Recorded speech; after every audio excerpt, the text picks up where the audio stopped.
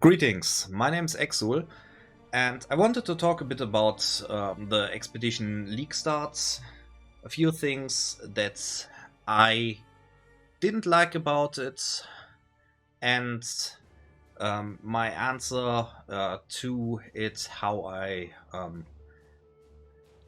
tackled the problems. Normally, I do my videos a bit more with a written script and just voiceover, and I'm not really good at talking live to a camera, but given also the fact that my health is not in the best state and that I have not the time to do that much of fancy video editing, I simply decided to go this route. So excuse me for my accent and that I sometimes may not directly find the English words that I'm looking for. So, back to topic. The Leaguestart. I tried the Leaguestart out with Rage Vortex and with that Explosive Concussion. Both skills had their issues. Both made me quit it during the story, and I just don't really want to get into those characters, but the main issue that both of them shared was mana. Mana management is horrible, even from the beginning. On every character that I started, I had even trouble with Brutus, and had to go back to town with a portal scroll to refill my mana flasks that I had enough damage to even kill Brutus in Act 1. So, GGG, if you did any playtesting, why didn't you find that issue? Or were you fine with just auto-attacking Brutus for a few minutes? So, that said with mana, that led then to my third character that I started, and that is the one that reached on Monday, finally maps. It's a Deadeye. I originally would have gone for Gladiator, but I got a bit inspired by PoE Ninja, was looking for what other people were doing with Reap or Exsanguinate, and I found out that that Deadeye had some popularity, and as I looked a bit into it, I could also see why. So, for that character is Exsanguinate in combination with Reap and with the Corrupting Fever. So it uses all blood skills. It has like no mana spending except for Flame Dash and Vortex to trigger the advanced Tailwind effect. That is pretty much all my mana usage. Everything else is paid in blood and is gained back by leeching. So, shortly into the character, and then I will show a bit of a video footage of me doing a map with, I think it was the Warlord, and a map with the Redeemer. That's were my, that was the first round of Conquerors. So I'm fairly early in progression, so stuff can still turn sideways, but I am optimistic that the character has the potential to tackle Endgame.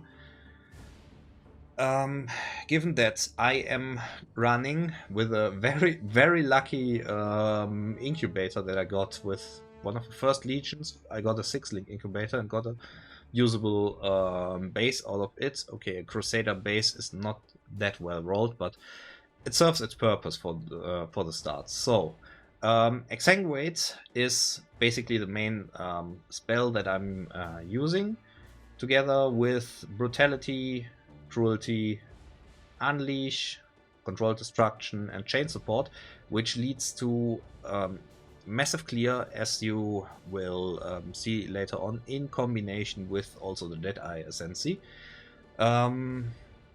Given that the Unleash needs some time to regenerate, I opted for putting Reap with, at the moment, Control, Destruction, Efficiency, and Brutality as a kind of filler that I'm basically, during tougher targets, using Exsanguinate, Reap, and Exsanguinate again. If you have a bit less cast speed or regenerate the Unleash stacks faster, maybe even one Reap as a filler will be enough. During all of that, you will have Corrupting Fever active, which is literally just applying corrupted blood on the enemies. Can have 10 stacks maximum, so at this state it would be able to do 62,000 physical DPS as damage over time effect, and at max stacks, and it refreshes itself if you spend enough life, which you automatically do with that build. Just the initial activation costs a lot of health, and to compensate that, I make use of Enduring Cry, that I can just use Enduring Cry directly after I use the Corrupting Fever. And normally during mapping, you see with every cast of Exsanguinate, it refreshes. So, as you see, if I just spam a bit through, my life is dropping, but that is not really the big problem, because when I have targets, because of the Doyani's Invitation belt, I have a source of Leech for physical spell damage. Technically that should also work for attacks, but yeah.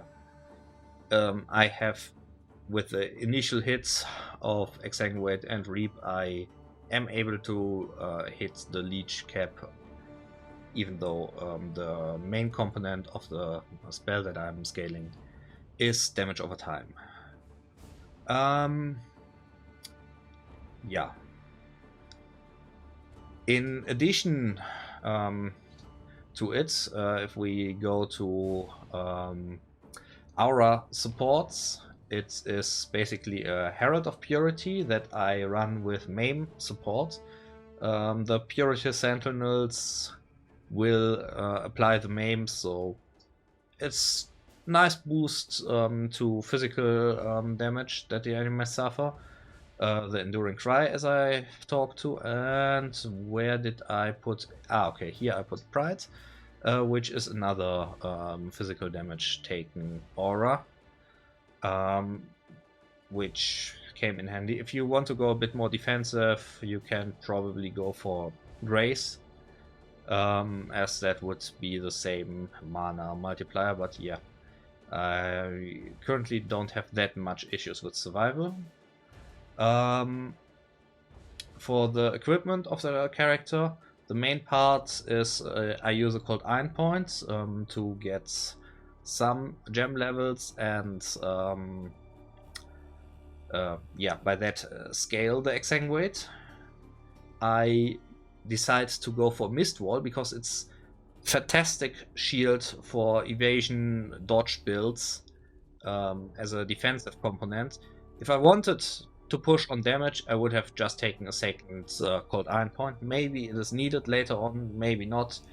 Currently I'm just going with Mist Wall, because usually you have so much dodge, evasion, and so on, that the hits that pass through those initial chance-based layers of defenses are hitting then the block, because you are set at block cap if you haven't blocked in the last 4 seconds.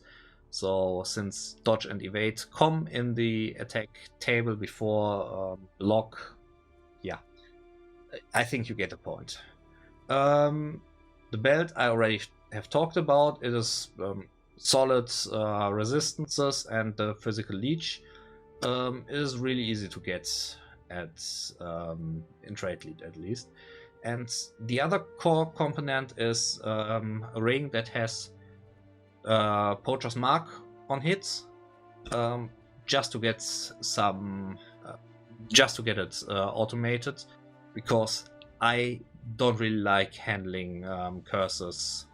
So yeah, um, the rest of the ring is just complete shit. But the only relevant stat for me was to have the curse on hit. The rest of the equipment is just filling up a bit life, resistances. As you see, the parts are extremely bad rolls at the current state and are just good enough to fill out resistances, and I will later on replace them. With flasks, I did not yet do any optimization. I have a poison and a freeze immunity flask, but you will not really have that much flask charges, so that leads to the problem how to deal with elemental ailments, and my solution for it is in the passive tree. In the passive tree, we have here the avoid elemental ailments cluster, which is with 15, 20, 25, just 25%. Oh god damn it! I did read wrong. Wait, 15, 30, so 45, 50% avoid ailments here, 20% here, so we're at 70%. So one syndicate item with avoid elemental ailments, and we are ailment immune and do not have to cover it with flasks. So the rest of the tree is basically a bit stretched out. I went here for the physical damage over time nodes, as you see here and here. Basically straight pathing towards there. Classical wind dancer, acrobatics defense. Took a few life nodes on the way. Took the damage over time nodes in the shadow starting area. Went for elusive on kill just to make maps a bit more comfortable, and also as a quality of life, the skill effect duration nodes here at the sign starting area. That's so much for the passive tree. I will put path of building of the character in the current state in the description of the video. For the Ascendancy, the main parts why Deadeye over Gladiator is I want a good clear speed. I really like to have a fast playstyle. So in that matter, I have that Ricochet for an additional chain for Exsanguinate, so it really goes far, even one and a half, 2 screens far, if the density is right. So it's just nice for clear speed. Tailwind is the main selling point for Deadeye, because action speed affects everything: cast speed, attack speed, movement speed, and it gets increased by using spells or abilities in general in the last 4 seconds. So that's also the reason why I have Vortex bound to left click, just to have more abilities triggered to have a stronger tailwind. The focal point of the Ascendancy is increase the effect of marks. So Poacher's Mark is where do we have it? Here. Poacher's Mark gives me some kind of life recovery, lowers their physical damage reduction, and gives me also a bit of extra physical hit damage, which is not that important. Also the frenzy charge part is not really the main selling point, but more the recovery and the physical damage reduction. They get extremely increased by focal point, and the other point is if you have a pack around a rare, you will have some kind of damage reduction against the ones that are near the rare. As 4th Ascendancy point, I will take Wind Ward, simply because it's a defensive node, and I think that's the important part later on. Further parts where I would go in the skill tree is here the life nodes, and then I would branch out towards the sides for cluster jewels. I'm not sure which cluster jewels I will be taking. For leveling, don't do what I did. I muled Exsanguinate from the beginning and just straight up pathed to the left, and it was not the most smoothest experience. It is probably smarter to just go for the generic Toxic Rain build, go over to the Entropy node, maybe even to the Method to the Madness node, and then respec the pathing that you had for the way through here, or where you went sideways. But it is just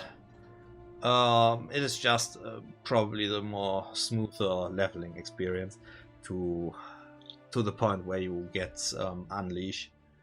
So probably the first part of the story till Act 5 I would play with Toxic Rain if I would do the same character again.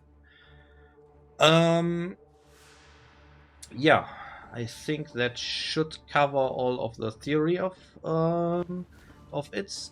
But wait, there is one part that I did not yet talk about.